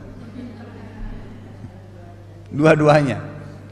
Lalu Nabi SAW tersenyum ya melihat permintaan Qatadah, lalu mencabut anak panahnya, memasukkan kembali bola matanya Qatadah dengan telapak tangan beliau. Kata ini ada dua riwayat, dua-duanya sahih. Kata para sahabat, waktu kami melihat Nabi SAW menarik tangannya, kami nggak bisa bedakan yang mana tadi matanya Qatadah yang rusak. Karena sama-sama baik, jadi indah kembali dua-duanya. Riwayat yang lain mengatakan Qatadah yang cerita. Dia bilang begitu Nabi SAW tarik tangannya, saya tidak bisa bedakan yang mana yang rusak tadi, karena dua-duanya sama terang. Jadi ini mujizat Nabi terhadap pengobatan penyakit. Dan ada cukup banyak ya. Di antaranya kisah juga Abdullah bin Abi Atiq radhiyallahu anhu. Di sini ada itu kisahnya ya. Abdullah bin Abi Atiq ini salah satu sahabat yang pernah disuruh oleh Nabi SAW. Sebentar saya lihatin dulu. Abdullah bin Abi Atiq ini kayaknya tadi saya sempat lihat. Oh enggak, ini penyembuhan penyakit tadi yang kisah Qatadah ini. Tapi yang saya cari ada baik, saya ceritakan aja. Nanti ada di sini kok. Intinya begini. Jadi pernah ada satu orang Yahudi, yang orang Yahudi ini kerjanya dia suka sekali memerangi Islam, membenci Nabi Muhammad SAW. Setiap kali ada kesempatan orang mau menyerang Madinah, dibiayai sama dia. Kalau ada penyair yang mencaci maki Nabi Muhammad dan agama Islam, dibiayai sama dia. Ada wanita penari ya menghina-hina Islam, dibiayai sama dia. Sampai Nabi SAW merasa terganggu dengan orang ini ya. Lalu dikatakan oleh Nabi SAW, berkata beberapa sahabatnya, siapa yang bisa menyelesaikan urusannya orang ini ya. Kira-kira siapa yang bisa membunuh nih pimpinan Yahudi nih. Maka ada satu orang sahabat yang bernama Abdullah bin Abi Atiq. Abdullah bin Abi Atiq radhiyallahu anhu ini orangnya sangat pemberani kan. Dia bilang, saya Rasulullah, saya akan menyelesaikan ini. Ini saya lupa namanya pimpinan Yahudi ini ya. Baik, dia bilang, saya Rasulullah. Kata Nabi SAW, pergilah dengan beberapa temanmu. Ringkas cerita, Abdullah bin Abi Atiq ini jalan dengan teman-temannya menuju ke bentengnya orang Yahudi ini. Dari kejauhan dilihat ternyata di benteng Yahudi ini sangat ketat untuk orang masuk, dijaga dengan pintu-pintu gerbang yang besar. Terus penjaganya itu hafal siapa saja yang di dalam benteng, dan benteng ini dibuat oleh orang Yahudi. Dalam ada pertanian, ada perkebunan, ada peternakan. Jadi mereka kalaupun dikepung masih bisa hidup 6 bulan. Persiapan dalam banyak sekali, gitu kan. Nah, waktu Abdullah bin Abi Atiq tiba di sana radhiyallahu anhu, teman-temannya bilang, kita istirahat dulu deh, kayaknya malam ini nggak mungkin nih Bagaimana caranya kita harus pelajarin dulu. Kebetulan pada malam itu, untanya pimpinan Yahudi ini hilang. Untanya hilang. Nah, waktu hilang untanya ini, orang-orang di dalam benteng semuanya keluar, nyari tahu mana nih untanya. Pada saat melihat kesempatan tersebut, Abdullah bin Abi Atik ini langsung ikut nyelip masuk kesempatan. Karena orang lagi rame keluar, laki-laki, perempuan, anak-anak semua bawa obor nyari-nyari untanya raja mereka. Dia bilang kemudian saya masuk, saya nyelip di kandang keledai yang ada di sebelah pintu gerbang. Sampai semuanya orang masuk semua. Setelah masuk semua, penjaga merasa aman, dia cuma menyantolkan kayu di pintu gerbang, kemudian dia pergi tidur. Dan selama ini tidak ada serangan gitu kan. Dia bilang lalu saya berdiri, kemudian saya mengangkat cantolan daripada pintu gerbang itu dan saya buka sedikit dan saya janggal dengan batu sehingga tidak mencurigakan, pintu gerbangnya dari jauh seperti masih tertutup. Dia bilang kemudian saya melihat kira-kira di mana kamarnya orang ini. Di benteng itu di depan, bagian depan ada kamar-kamar seperti sudah dirias demikian rupa bagus dan ada satu yang masih menyala, masih ada lilinnya. Kemudian masih ada obrolan dan dia bilang saya tahu inilah kamarnya dia. Karena teman-temannya menyebutkan namanya, gitu kan. Setelah dipadamkan lampunya, ya dipadamkan tadi, rumah di benteng itu dari depan jadi pintu-pintu kamar itu di depannya ada cantolan seperti kalau kita sekarang ya untuk menggembok gitu. Dari dalam ada, dari luar ada. Jadi kalau mereka keluar digembok dari luar. Dia bilang saya lalu menutup semua pintu-pintu yang ada di sekitar kamar tadi utama itu. Kemudian saya masuk ke kamar utama. Lalu saya mengatakan, saya panggil namanya orang itu. Ya. Abu Rafi'. Namanya orang Yahudi ini Abu Rafi'. Dia bilang, Abdullah bin Atik bilang, saya panggil Abu Rafi', Abu Rafi'. Karena gelap, kamarnya nggak kelihatan.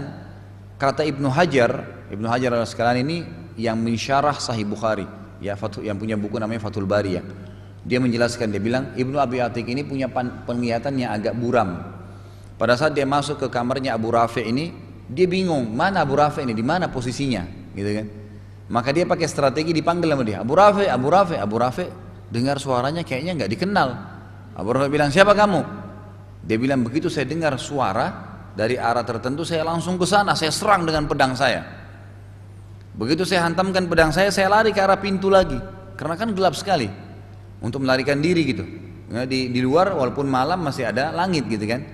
Dia bilang ternyata Abu Rafi' cuma kesakitan, teriak-teriak, belum mati. Dia bilang lalu saya pakai strategi yang lain, saya ubah suara saya, panggil juga Abu Rafi', Abu Rafi' dengan cara bahasa yang lain. Langsung dia bilang Abu Rafi' ada apa dengan kamu? Kenapa kau teriak-teriak? Kata ini kebetulan teman-teman Abu Rafi' tadi kamarnya udah dicentolin semua, ditutup sama Abdullah bin Atik ini. Lalu dia bilang di mana kamu? Kata Abu Rafi', di sini, di sisi kirinya ruangan. Lalu dia bilang, saya datang, lalu saya tebas lagi. Terus saya kembali ke pintu utama. Ternyata Abu Rafi' belum mati, masih teriak-teriak, masih kesakitan. Berarti cuma terluka, gitu kan? Dia bilang, lalu saya teriak yang ketiga kali dengan suara yang berbeda. Abu Rafi' ada apa? Abu Rafi' padahal dia juga orangnya, tapi suaranya berbeda gitu. Abu Rafi' bilang, saya mau dibunuh sama orang. Dia bilang begitu saya dengar suara, saya ke arah sana, saya tekankan pedang saya di dadanya sampai saya dengar tulang belakangnya. Pasti mati. Lalu saya keluar. Setelah saya keluar, tidak ada lagi suara Abu Rafi', lalu saya turun. Nah, ini saksi bahasan. Dia bilang waktu saya turun dari lantai 2 benteng menuju ke lantai 1, saya karena buru-buru tidak melihat lagi anak tangganya sampai membuat saya terjatuh dan tulang ya kering saya patah. Jatuh. Dia bilang saking ketakutan, dia takut didapat, dia cabut imamahnya diikat di kaki kanannya yang patah tadi, kemudian dia jinjit keluar dari benteng.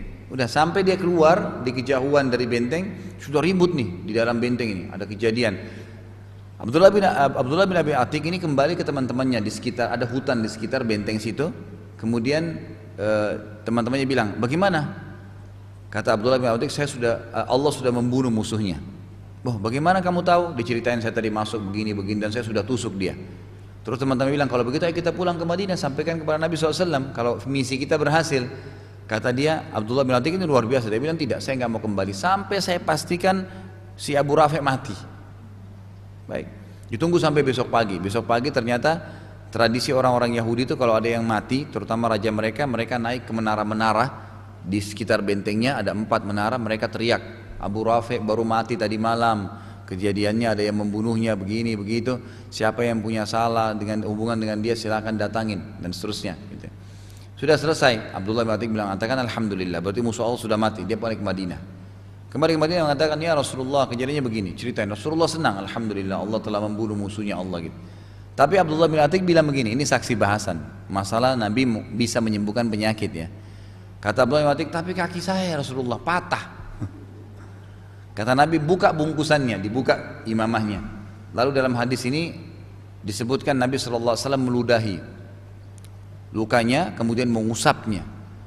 Kata Abdullah bin Atik, tiba-tiba begitu selesai diusap, saya loncat dan saya bisa berlari, sembuh. Patah tulangnya tadi sembuh gitu. Dan ini terjadi pada kehidupan Nabi SAW. Jadi mukjizat Nabi terhadap penyakit. Juga ada kuasa Nabi SAW terhadap hewan. Ini disebutkan oleh riwayat Imam Ahmad bahwasanya Nabi SAW dikatakan oleh Jabir pernah pulang dari salah satu perjalanan, kemudian beliau waktu mau masuk di pintu gerbang Madinah, pas masuk suku Arab pertama yang ada di pintu gerbang Madinah, begitu masuk gerbang langsung ada.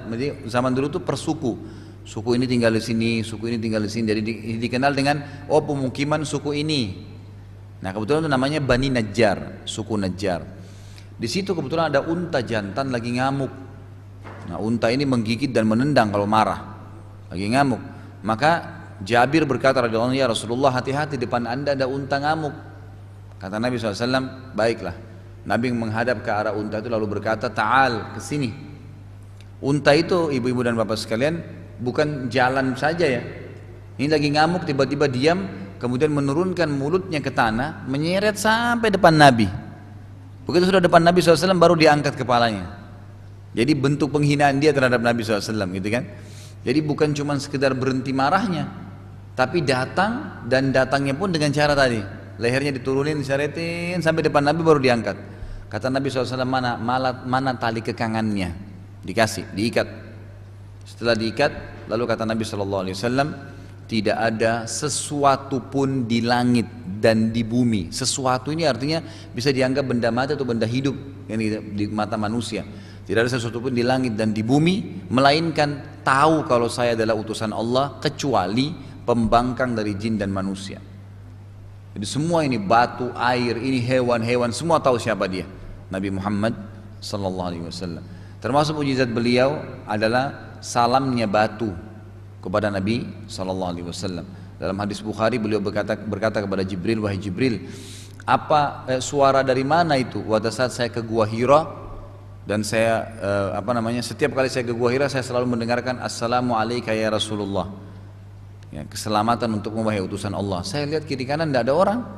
Siapa yang memberikan salam kepada saya? Kata Jibril, itu batu dan pohon yang memberikan salam kepada anda. Hadis Bukhari yang lain juga kuasa Nabi SAW terhadap pohon ini disebutkan. Beliau seringkali kalau ceramah, khutbah Jumat atau menyampaikan wahyu, itu beliau selalu berdiri di mihrabnya, tempat beliau sholat jadi imam. Di belakang mihrabnya, pas tengah-tengah mihrab itu ada batang pohon kurma yang besar. Sudah ditebas atasnya, ditebang, sudah ditebang juga akarnya. Biasa orang-orang dulu kalau mau buat tembok yang kuat dari batang kurma begitu. Kita sama dengan pohon kelapa kalau di Indonesia ya. Ditebang atasnya, tebang akarnya, ditancapin kembali. Jadi sudah nggak tumbuh lagi. Nah itu di depan mihrab Nabi SAW ada sebuah batang besar sekali di situ. Lalu Nabi SAW kalau ceramah, khutbah Jumat, ceramah sampai wahyu, seringkali berdiri, kalau capek beliau sandar di batang pohon tadi. Satu waktu ada seorang perempuan sahabiat datang kepada Nabi SAW berkata, ya Rasulullah, saya lihat anda sangat letih kalau harus berdiri. Saya punya seorang pegawai laki-laki, mahir, mau nggak saya buatin mimbar? Dan ini pertama kali ada kisah mimbar di zaman Nabi SAW. Kata Nabi, silahkan buatlah. Dibuatlah mimbar, dan mimbar Nabi SAW adalah 3 anak tangga, tidak lebih dari itu. Maka dibuatlah. Pas tiba selesai, mimbar itu ditaruh di dekat mihrabnya Nabi SAW. Kemudian beliau pas mau keluar hari Jumat, beliau lihat ada mimbar, beliau naik di mimbar, kemudian beliau berikan salam seperti umumnya para khatib, lalu kemudian azanlah muazzin. Perawi hadis ini bernama Anas bin Malik. Anas bin Malik berkata radhiyallahu anhu, waktu azan lagi dikumandangkan, kami mendengar tangisan anak bayi. Kami balik ke kiri kanan, nggak ada yang bawa anak bayi, dan mungkin memang tidak mungkin hari Jumat ada yang bawa anak bayi gitu. Karena yang wajib sholat laki-laki. Makin lama makin keras suara itu. Kami bingung dari mana suaranya. Satu masjid dengar. Lalu kami melihat Nabi SAW turun dari mimbarnya, kemudian mendatangi batang pohon yang ada di tempat mihrabnya tadi, yang beliau biasa sandar. Lalu memeluknya seperti memeluk anak kecil. Dan berkata, dia telah menangis karena kehilangan zikir Allah. Maksudnya yang sering saya sampaikan tuh, merasa sedih batang pohon itu, kenapa Rasulullah nggak sandar lagi di dia, kenapa lagi nggak dengerin wahyu yang disampaikan, batang pohon yang dianggap sudah mati. Kata Nabi SAW, dia menangis karena dia telah kehilangan zikrullah. Kalau saya tidak memeluknya, maka dia akan menangis sampai hari kiamat. Ini hadis sahih riwayat Bukhari. Kuasa Nabi SAW terhadap pohon. Jadi tadi ya, sudah ada makanan tadi, daging kambing yang bicara, gitu kan. Ini ada pohon juga menangis, ada tadi batu memberikan salam. Juga ada kejadian yang lain berhubungan dengan masalah pohon ini, pengucapan syahadat sebuah pohon di Mekah. Ada seorang pegulat di Jazirah Arab bernama Rukana. Rukana ini sangat kuat badannya, perkasa gitu. Jadi bisa dikatakan tidak pernah dikalahin lah, tidak pernah terkalahkan dalam bergulat. Maka satu hari dia datang ke Mekah, lalu di Jazirah Arab ya, dia minda-minda, itu aja jasanya. Dia datang kemana ditantang gulat, kalau dia menang dibayar. Gak pernah kalah. Dia datang ke Mekah, dia bilang, wahai orang-orang Quraisy, mau nggak saya permalukan Muhammad untuk kalian? Tapi kalian bayar saya. Kata orang Quraisy, tentu saja. Apa yang kau mau lakukan? Dia bilang, saya akan tantang dia gulat. Pasti Muhammad kalah, maka saya akan permalukan dia. Bayar aja saya nanti berapa? Kata orang Quraisy, baiklah. Kebetulan waktu itu Nabi SAW lagi tawaf dengan sahabat-sahabatnya. Lalu Rukana teriak, wahai Muhammad, apa kau mau saya beriman pada kamu? Kata Nabi SAW, tentu saja. Kata Rukana, kalau gitu kalahin dulu saya. Kalau kau kalahkan saya bergulat, baru saya beriman. Nah di sini sebagian ahli hadis mengatakan Rukana ngira Nabi nggak berani.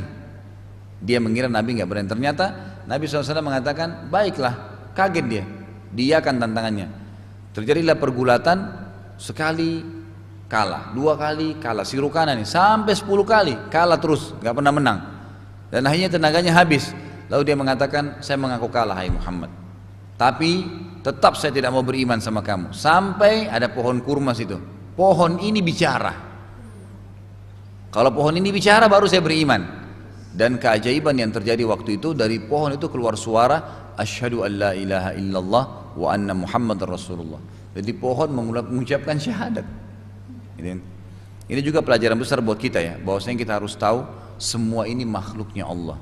Udara yang kita hirup, air yang kita minum, makanan yang kita makan, kain yang kita pakai, semua kulit kita ini, urat-uratnya, tulangnya, dagingnya, ini makhluknya Allah semua nih. Ini bulu mata kita, alis kita, rambut kita, ini semua akan jadi saksi hari kiamat. Jadi jangan main-main, harus kita hati-hati masalah ini ya.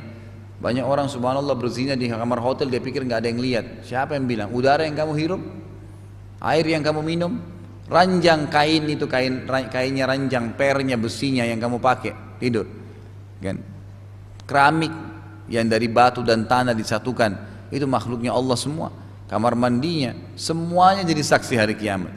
Bahkan yang sudah cukup saya udara yang kita hirup, saya ya Allah yang dihirup yang kesekian juta kali, 1.500.000 kali, dan dia pada saat itu lagi berbohong, dia pada saat itu lagi berzina, dia pada saat itu lagi ini. Jadi saksi hari kiamat, yang dihirup dan yang mengeluarkan, terus begitu non-stop. Itu berapa banyak saksi kita hari kiamat nanti. Makanya juga pernah Abdullah radhiyallahu anhu berkata kepada Abdurrahman bin Auf berkata kepada Abdullah, salah satu tabi'in, Abdullah bernama, dan Abdurrahman bin Auf sahabat, berkata, saya lihat kamu hai Abdullah suka sekali gembala kambing di padang pasir. Kalau kau lagi gembala kambing dan tiba waktu sholat, maka keraskanlah suaramu pada saat azan, karena tidak ada sesuatu pun yang mendengarkan suaramu, jin, manusia, batu, air, udara, apa saja, kecuali akan jadi saksi untukmu pada hari kiamat. Berarti kan memang ini semua menyaksikan. Makanya orang-orang yang beriman itu betul-betul hati-hati. Dia hanya akan menikmati yang halal, meninggalkan yang haram, karena ini semua jadi saksi nih. Bukan main-main gitu. Syukurnya Allah masih sayang sama kita, dikasih kesempatan istighfar dan taubat. Kalau nggak ada istighfar dan taubat, ibu-ibu sekalian, sudah habis kita. Banyaknya dosa yang kita lakukan gitu kan. Tapi masih bisa diampuni dengan Allah dengan kemahamurahannya gitu. Baik, kembali kepada kisah tadi. Masalah apa yang saya mau sampaikan nih? Mujizat tadi terakhir. Kuasa Nabi terhadap apa? Ya?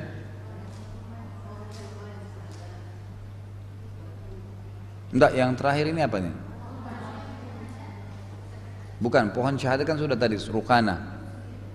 Ada kuasa Nabi SAW terhadap apa tadi? Saya juga tidak teringat. Baik. Kita lanjutkan dengan kuasa Nabi SAW yang lain ya. Kuasa Nabi SAW terhadap makanan sekarang. Kuasa Nabi SAW terhadap makanan. Pada saat terjadi perang Khandaq atau perang Ahzab, terkenal perang Khandaq atau perang Ahzab, surah Al-Ahzab ya dalam Al-Quran. Nah, perang Khandaq ini adalah termasuk perang yang tercatat dalam sejarah Islam luar biasa. Kenapa? Karena waktu itu umat Islam lagi lemah di Madinah. Di dalam kota Madinah sendiri ada orang munafik dan orang Yahudi yang terus bekerja sama dengan orang Quraisy untuk melemahkan umat Islam dari dalam. Sementara Abu Sufyan mengumpulkan 10.000 orang dari seluruh suku Arab, Jazirah Arab serentak mau menyerang Madinah. Maka Nabi SAW waktu itu berpikir, musyawarah sama sahabatnya, apa kira-kira jalan keluarnya nih. Datang Salman Al-Farisi berkata, ya Rasulullah, kami kalau di negeri Faris, kalau kami lemah dan kami akan diserang, kami buat parit. Karena parit tidak bisa dilewatin, mengelilingi kota kami. Nah kebetulan ibu-ibu sekalian, Madinah itu kalau kita anggap ini misalnya Madinah ya, di bagian utara Madinah. Jadi Mekah itu ada di bagian selatan Madinah ya, bagian selatan Madinah. Jadi untuk menyerang Madinah cuma bisa dari selatannya. Dari timur dan dari baratnya itu nggak bisa, karena dipenuhi dengan batu-batu hitam yang tajam. Sampai sekarang masih dikatakan Harra Syarqiyah dan Harra Gharbiyah. Jadi kalau lagi umrah atau lagi haji cuma minta gaidnya bilang, bawa saya dong ke Harra Syarqiyah dan Harra Gharbiyah, wilayah timur dan barat. Itu semua berapa puluh hektar tuh, batu-batu hitam tajam-tajam, nggak bisa kuda lewatin, nggak bisa mobil lewat, susah. Jadi nggak bisa itu dari timur dan baratnya. Dari utara itu penuh dengan pohon-pohon kurma. Dan orang-orang Quraisy kalau mau menyerang dari utara, berarti mereka harus mutar dulu, mutarin tadi batu-batu panas ini jauh sampai ke utara baru masuk nyerang. Dan itu makan waktu banyak, habis tenaga dan segala. Salah satunya cara harus melalui jadi selatan. Nah, di selatan inilah yang Nabi buatin parit. Jadi bukan semua Madinah ya, tapi cuman daerah selatan yang tidak bisa diserang itu. Apa yang bisa diserang tadi. Baik, dibuatlah parit ini. Parit ini cukup dalam ya.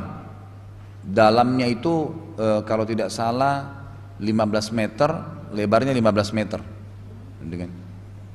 Ada riwayat yang mengatakan itu dalamnya 7 meter, lebarnya 15 meter. Tapi yang jelas lebar ini pasti disepakati sekitar 15 meter. Itu ukuran yang kuda nggak bisa loncat. Jadi saya tidak tahu ujung tembok sana ke ujung tembok ini berapa meter, mungkin sekitar 15 ya, 10 atau 15 meter kan. Sejarah ini 1 meter kan ya, panjangnya. Ya kurang lebih ini 15 meter lah, jadi seperti inilah, tembok ini ke tembok sana. Jaraknya, paritnya itu, jadi kan 15 meter. Jadi tidak bisa kuda loncat, dibuatlah parit tersebut. Nah, waktu lagi dibuat parit, semua sahabat laki-laki dianjurkan oleh Nabi SAW menginap di parit itu. Buat kemah nginap di situ. Karena ini harus digali terus non-stop, tanahnya dikeluarin terus begitu, tidak berhenti. Karena ini pasukan Mekah ya sudah siap-siap mau menyerang. Digalilah parit tersebut. Nah sementara digali parit, ada kejadian. Ada sahabat 2 orang datang kepada Nabi SAW. Kemudian bilang, ya Rasulullah, udah 3 hari kami nggak punya makanan, nggak ada makanan ya Rasulullah. Nih lihat, diangkat baju mereka. Ternyata mereka ikat perutnya dengan 1 batu. Ada batu diikat sama tali ditekan supaya laparnya berkurang. Ini lihat ya Rasulullah. Nabi SAW nggak jawab. Nabi angkat bajunya. Ternyata Nabi punya 2 batu. Jadi sahabat ini 1, Nabi 2. Artinya saya sendiri lapar, sabar gitu, mau diapain. Tapi nggak pakai bahasa, berikan, perlihatkan. Sahabat diam. Nah waktu itu ada seorang sahabat bernama Jabir radhiyallahu anhu tadi, itu yang lihat, wah ini luar biasa Nabi nih. Dia bilang dalam hatinya dalam hadis Bukhari, dan dia sampaikan, saya melihat sesuatu yang menyedihkan dari Nabi SAW. Lalu saya bilang, ya Rasulullah, boleh nggak saya izin pulang ke rumah saya dulu sebentar? Kata Nabi, silahkan, pulanglah. Pas tiba-tiba dia bilang sama istrinya, wahai istriku, ada nggak makanan kau punya? Makanan apa yang kamu punya? Kata istrinya, kita kehabisan makanan. Tersisa makanan kita ini untuk bekal 1 bulan ini, itu 1 sak gandum. 1 sak itu 2,5 kilo gandum. Untuk 1 bulan. Dan ada di sebelah tembok rumah ini seekor domba kecil milik kamu. Cuma itu makanannya. Ada apa wahai Jabir?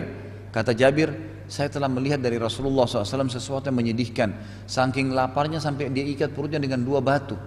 Kata istrinya, baiklah kalau kau mau, bekal kita yang untuk 1 bulan 1 sak gandum itu, saya buatin adonan roti. Kemudian 1 ekor domba kamu yang kecil kamu sembelih, kita buatin marak. Lalu undanglah Rasulullah SAW makan. Kata Jabir, baiklah, bagus. Jabir segera potong kambingnya, dikulitin, dibersihin, dimasaklah. Jadilah masakan tersebut. Lalu kata Nabi, kata istri Jabir, wahai Jabir, aku cuma minta 1. Tolong undang Nabi SAW dengan 3 atau 4 orang saja temannya, sahabatnya. Jangan lebih, makanan pas-pasan nih. Saya pun belum makan dengan anak-anak saya. Kata Jabir, baiklah. Pergilah Jabir menuju ke Khandak tadi, parit. Begitu ketemu Nabi, perlu Bapak Ibu tahu, bahasa Arabnya makanan itu ta'am. Bahasa Arabnya makanan, ta, ain, alif, mim, ta'am, gitu kan. Nah orang Arab kalau punya makanan tapi dia bilang sedikit jumlahnya, dia perkecil, dia bilang tu'ayyim, ya. Ta'am menjadi tu'ayyim, gitu. Ya maksudnya makanan yang sedikit gitu. Dia bisikin Nabi, ya Rasulullah, saya punya tu'ayyim, ada makanan sedikit. Datanglah anda dengan 3-4 orang maksimal teman-teman anda. Kata Nabi SAW, apa yang kau punya Jabir? Jabir bilang 1 sak. 1 sak itu 2,5 kilo. 1 sak itu 2 genggaman telapak tangan laki-laki yang dewasa ya. Jadi 2,5 kilo gandum sama 1 ekor domba kecil saya yang saya sembelih jadi marak. Kata Nabi, banyak sekali. Terus Nabi berdiri naik di atas batu tinggi, Nabi teriak, wahai muhajirin dan ansar, semua, Jabir mengundang kalian semua makan. Bayangkan ibu-ibu dan bapak sekalian kalau kita di posisinya Jabir nih. Gemeteran dia cuma undang 3-4 orang. Nabi naik di atas batu, Nabi bilang semua muhajirin dan ansar, Jabir undang kita semua gitu. Langsung Jabir bilang, ya Rasulullah, muhajirin dan ansar semuanya? Kata Nabi, iya. Pulanglah wahai Jabir, ada perintahnya Nabi nih, tapi jangan sentuh makananmu itu sampai saya datang. Jabir lari-lari pulang ke rumahnya nih. Yang dia bayangkan sekarang, orang akan datang sekian ribu orang nih. Dia lari ke rumahnya, buka pintu, ketuk istrinya. Istrinya bilang, bagaimana Jabir? Dia bilang, kita sudah dipermalukan. Kenapa? Rasulullah SAW undang seluruh muhajirin dan ansar. Kata istrinya, kan saya sudah pesan Nabi dengan 3-4 orang saja wahai Jabir. Dia bilang, saya sudah bilang, tapi Rasulullah buat itu. Nah kebetulan istri Jabir ini mukminah, tahu. Dia bilang, sebentar dulu, Nabi yang buat itu. Dia bilang, ya. Apa pesannya Nabi? Pesan Nabi, saya disuruh pulang jangan sentuh makanan. Lakukan tuh sekarang, jangan sentuh. Duduk, tunggu Nabi datang. Datanglah Nabi SAW, diikutin. Dan dalam hadis ini Jabir ditanya, wahai Jabir, waktu dia cerita sama sahabat-sahabat yang tidak hadir ya, yang masuk Islam setelahnya. Lalu dia bilang, ditanya, Jabir, berapa jumlah kalian waktu itu? Dia bilang 1.000 orang. 1.000 orang yang datang. Baik. Lalu mulailah Nabi SAW masuk. Nabi bilang, mana makanan kamu Jabir? Dilihat maraknya, Nabi pegang, Nabi doain. Lalu Nabi bilang kepada istrinya Jabir, panggil khabbazah. Khabbazah ini ibu-ibu dan bapak sekalian istilah pembuat roti yang diundang. Memang perempuan ahli, buat roti. Zaman dulu tuh adonan roti mentah gitu, ya, setelah menjadi siap untuk di oven gitu kan, itu dibiarin menumpuk, nanti dicuil. Nah caranya ditempelin di tembok yang panas. Jadi tembok itu dibakarin api, gitu kan. Nanti jadi panas, ditempelin rotinya di situ. Seperti itu mereka buat dulu, gitu kan. Seperti itu mereka buat dulu. Maka yang terjadi adalah Nabi SAW bilang sama istrinya Jabir, coba panggil khabbaza. Khabbaza ini kalau mau buat 1000 roti, 3000 roti baru dipanggil. Jadi banyak perempuan-perempuan ahli buat roti, lempar kasih makan orang kalau undangan besar gitu. Kata istrinya Jabir, ya Rasulullah, khabbaza? Saya bisa ya Rasulullah, cuma 2,5 kilo. Kata Nabi, panggil khabbaza, panggil beberapa orang. Panggil betul, panggil mungkin berapa orang, tidak disebut dalam riwayat ya, tapi pastinya lebih dari 10 orang. Mereka datanglah semua, lalu kata Nabi, hai Jabir, ya saya akan kamu robekkan buat saya gandum itu, gitu kan? Kemudian hai Jabir, kamu tuangkan marak itu di penampungnya, dan saya akan memberikan kepada orang-orang tamu yang masuk. Dan suruhlah orang-orang muhajirin ansar masuk 10 orang. 10 orang masuk, kenyang, keluar 10 orang lagi, begitu, 10 orang nggak lebih. Lalu kata Nabi SAW, setiap kali setelah kamu tuang marak, istrimu dan pembuat roti ini lemparin di atas piringnya itu 1 potong roti, gitu kan. Jadi nanti disiapin, jadi ada 10 piring lah istilahnya. Lalu masuklah orang Ansar. Kata Jabir, mulailah Nabi SAW mengambil ya piring gandum, piring marak saya, istri saya taruh roti di atasnya, lalu dikasih 10 orang. Perlu digarisbawahi kata ahli hadis, 10 orang yang masuk ini Bapak Ibu sekalian yang sedang makan di rumah Jabir, ini sudah 3 hari nggak makan. Jadi makanan ini yang dia makan ini untuk hilangin lapar 3 harinya. Dan juga perlu digarisbawahi kata para ulama hadis, Nabi SAW tidak batasin sepiring ya. Jadi kalau masih mau dituangin lagi, dikasih lagi roti terus sampai kenyang. Dan kata ahli hadis, dan mereka bukan cuma hilangkan lapar 3 hari yang lalu, persiapan untuk berapa hari ke depan, karena nggak ada makanan. Jadi ini makannya luar biasa nih gitu. Masuklah 10 orang, makan semua, sudah kenyang, sudah puas, keluar 10 orang masuk. Terus begitu sampai semua 1000 itu selesai. Kata Jabir, demi Allah marak kami tidak berkurang, gundukan gandum kami tidak berkurang. Setiap dicuil muncul lagi, setiap dicuil muncul lagi, terus begini. Setiap diambil di sendok ada lagi, penuh terus sampai mereka semua selesai pulang. Lalu kata Nabi SAW, wahai Jabir sama istrinya, ya, makanlah dan berikanlah kepada tetangga-tetanggamu karena mereka telah ditimpa kelaparan. Ini ulama tulis dengan judul kuasa Nabi SAW terhadap makanan di perang Khaybar, gitu kan. Ini antara mujizat. Kemudian juga kuasa Nabi SAW, banyak sekali contoh-contohnya ya berhubungan dengan masalah ini. Ada penyakit, kemudian turun hujan, kuasa Nabi terhadap air, kemudian memperbanyak makanan. Saya tidak terlintas ya. Sebentar saya lihat dulu, mungkin masih ada yang saya bisa tambahkan di antara judul-judul ini.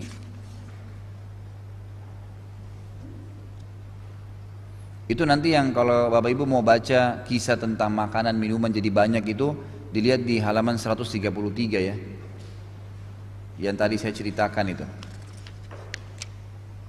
Tadi yang saya sampaikan itu adalah mukjizat-mukjizat Nabi SAW, sebagian ya yang mungkin bisa menambah keimanan kita dan juga memberikan kepada kita keyakinan bahwasanya memang Nabi SAW memiliki beragam macam kemujizatan. Baik, sekarang kembali ke Minhajul Muslimnya dulu. Kita masuk ke pasal ke-9, beriman kepada kerasulan Muhammad SAW. Seorang muslim beriman bahwasanya Nabi yang ummi itu buta huruf ya, yaitu Muhammad bin Abdullah bin Abdul Muttalib al-Hashimi al-Qurashi al-Arabi ya. Di sini tentu nama Nabi SAW dijaga oleh para ulama dan beliau memang memerintahkan umatnya untuk itu ya. Sebagaimana beliau bersabda, telusurilah jalur nasab kalian karena itu akan lebih memudahkan kalian untuk bersilaturahim. Jadi kita harus tahu kakek kita nikah sama siapa, anaknya berapa, tinggal di mana. Di sini dikatakan dari keturunan Ismail. bin Ibrahim Al-Khalil. Al-Khalil itu julukan Nabi Ibrahim alaihissalam. Kalau tadi Al-Hashimi ini julukan dari kakeknya Hashim. Al-Qurashi juga salah satu kakek Nabi yang bernama Fikhir. Kemudian Al-Arabi maksudnya dari turunan Arab. Adalah hamba Allah dan Rasulnya yang diutus kepada segenap umat manusia, baik yang berkulit merah maupun berkulit putih. Dan dengan kenabiannya Allah menutup dan mengakhiri kenabian dan kerasulan. Maka tidak ada nabi dan tidak ada rasul sesudah beliau. Jadi ini harus diyakini. Nabi Muhammad SAW telah didukung dengan beberapa mujizat dan diutamakan atas segenap nabi. Sebagaimana umatnya telah diutamakan atas segenap umat.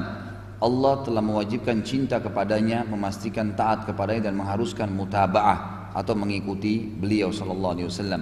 Allah Subhanahu wa taala juga telah memberikan kelebihan-kelebihan atau khasais.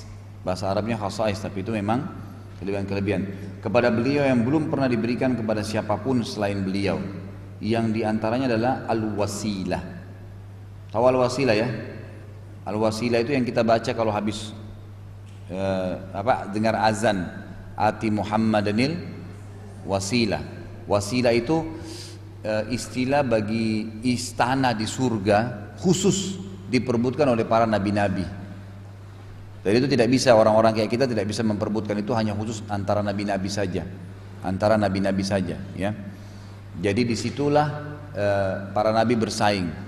Nah, Nabi Muhammad SAW gitu kan berharap itu jadi beliau jadi pemiliknya. Seperti beliau mengatakan dalam hadis Bukhari Muslim, kalau kalian dengar azan ikutilah seperti apa yang diucapkan, lalu bacalah salawat untukku.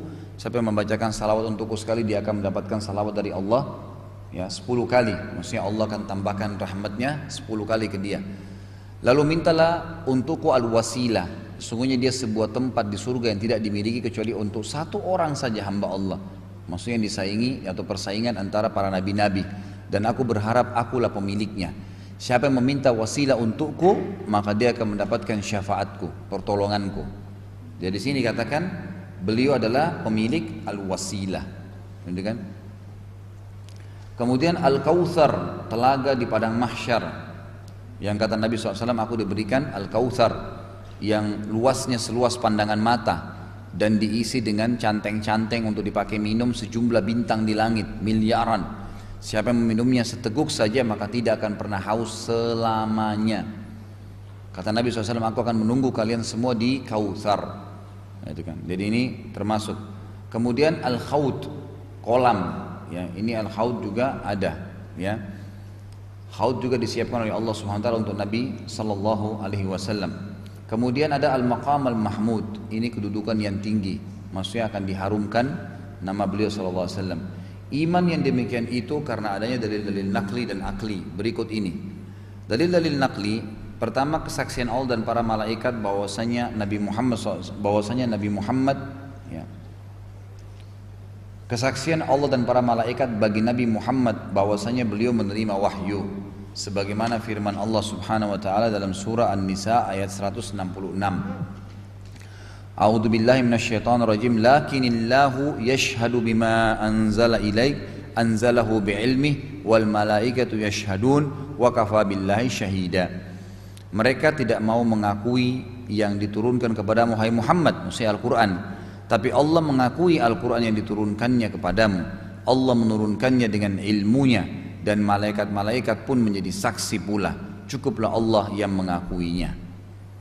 Yang kedua, informasi dari Allah mengenai universalitas kerasulan Nabi Muhammad SAW, akhir kenabian, kewajiban taat dan mencintainya, dan sebagai Nabi penutup sebagaimana difirmankannya dalam surah An-Nisa ayat 170. A'udzu billahi minasyaitonir rajim. Ya ayyuhan nas qad ja'akumur rasulu bil haqqi min rabbikum fa aminu khairal lakum. Wahai sekalian manusia, sesungguhnya telah datang Rasul ini Muhammad SAW kepada kalian semua membawa kebenaran dari Rabb kalian, maka berimanlah kalian semua, itu lebih baik. Juga firman Allah Subhanahu wa taala dalam surah Al-Maidah ayat 19. Berarti ini kesaksian Allah tentang risalahnya Nabi Muhammad untuk semua manusia.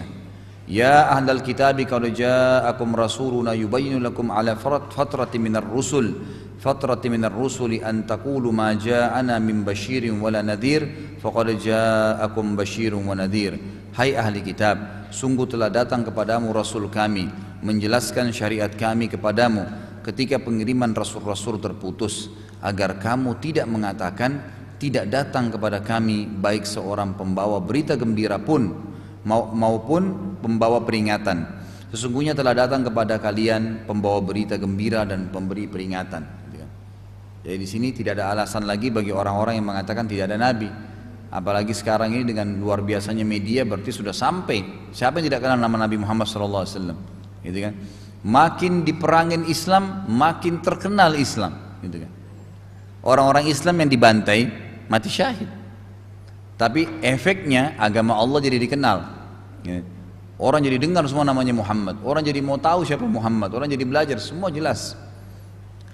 Dalam surah Al-Anbiya 107 Allah mengatakan wa ma arsalnaka illa rahmatan lil alamin, dan kami tidak mengutusmu melainkan untuk menjadi rahmat, petunjuk bagi semesta alam.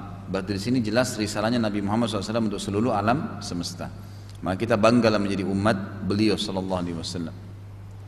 Surah Al-Jum'ah ayat 2 juga dikatakan dalam firman Allah, a'udzubillahi minasyaitonir rajim, huwallazi ba'atsa fil ummiyina rasulan minhum yatlu 'alaihim ayatihi wa yuzakkihim wa yu'allimuhumul kitaba wal hikmata wa in kanu min qablu lafi dhalalin mubin.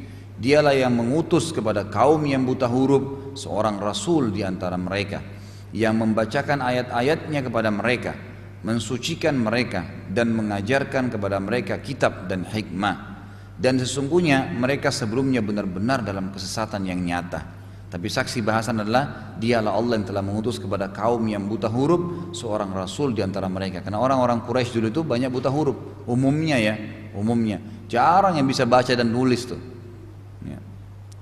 Kemudian dalam firman yang lain surah Al-Fatih ayat 29, Muhammadur Rasulullah, Muhammad benar-benar utusan Allah.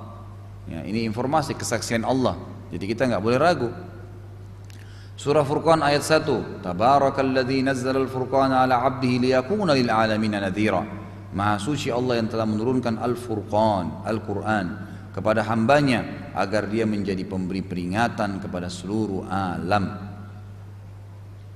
Kemudian dalam surah Al-Ahzab ayat 40, maka Muhammadun aba ahadin min rijalikum walakin Rasulullah wa khataman nabiyyin wa kana Allah bikulli syai'in alima. Muhammad itu sekali-kali bukanlah bapak dari seorang laki-laki di antara kalian, tapi dia adalah Rasulullah dan utusan Allah dan penutup nabi-nabi, dan Allah Maha mengetahui segala sesuatunya. Saksi bahasan Muhammad itu ya utusan Allah. Juga firman Allah Subhanahu wa taala dalam surah Al-Qamar ayat 1, iqtarabatis sa'atu wa insyaqqal qamar. Ini tadi yang kita ceritakan ya, tentang mukjizat Nabi sallallahu alaihi wasallam membelah bulan. Di dalam firman-Nya juga tentang Al-Kautsar, inna a'tainakal kautsar, sungguhnya kami telah memberikan kepadamu Al-Kautsar. Di dalam firman-Nya juga ditegaskan tentang karunia besar kepada Nabi Muhammad sallallahu alaihi wasallam, surah Ad-Duha, wala sawfa yu'tika rabbuka fatarda. Allah memberikan kesaksian dan kelak pasti Rabbmu hai Muhammad memberikan karunia-Nya kepadamu, lalu hatimu akan menjadi puas. Dalam firman-Nya juga ditegaskan tentang maqam mahmud. Surah Al-Isra ayat 79, wa minal laili fatahajjat bihi nafilatan laka asa an yab'atsaka rabbuka maqaman mahmuda. Dan pada sebagian malam hari salat tahajudlah kamu sebagai suatu ibadah tambahan bagimu, mudah-mudahan Rabbmu mengangkatmu ke tempat yang terpuji. Kemudian surah An-Nisa ayat 59, ayat demi ayat Allah menceritakan tentang risalahnya Nabi Muhammad sallallahu alaihi wasallam. Ya ayyuhalladzina amanu atiiullaha wa atiiur rasula wa ulil amri minkum. Hai orang beriman, taatilah Allah, taatinya Rasulnya Muhammad sallallahu alaihi wasallam dan pemerintah di antara kalian. Juga dalam firman lain Allah menjelaskan tentang kewajiban mencintai Nabi Muhammad sallallahu alaihi wasallam sebagaimana disebutkan dalam surah At-Taubah ayat 24. Qul in kana aba'ukum wa abna'ukum wa ikhwanukum wa azwajukum wa ashiratukum wa amwalun iktaraftumuha wa tijaratun takhshawna kasadaha wa masakinu tardawnaha ahabba ilaikum minallahi wa rasulihi wa jihadin fi sabili fatarabbasu hatta ya'tiya Allah bi amrih wallahu la yahdil qaumal fasiqin. Katakanlah hai Muhammad kepada seluruh pengikutmu, jika bapak-bapak, anak-anak, saudara-saudara, istri-istri, kaum keluarga, harta kekayaan yang kamu usahakan, perniagaan yang kamu khawatirkan kerugiannya, dan rumah-rumah tempat tinggal yang kamu sukai adalah lebih kamu cintai daripada Allah dan Rasulnya, dan dari berjihad di jalannya, maka tunggulah sampai Allah mendatangkan keputusannya, dan Allah tidak memberi petunjuk kepada orang-orang yang fasik. Artinya biar kita mau apapun, mau menikah, mau bakti dengan orang tua, mau baik dengan anak, semua berhubungan dengan perintah Nabi Muhammad SAW.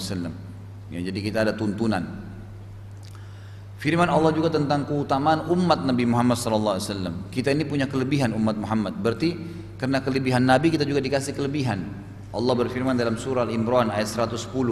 Kuntum khaira ummatin ukhrijat linnas ta'muruna bil ma'rufi wa tanhauna 'anil munkari wa tu'minuna billah. Kalian adalah umat yang terbaik. Jadi ibu-ibu dan bapak ini jangan ragu pakai jilbab besar, pakai cadar. Kita ini umat terbaik.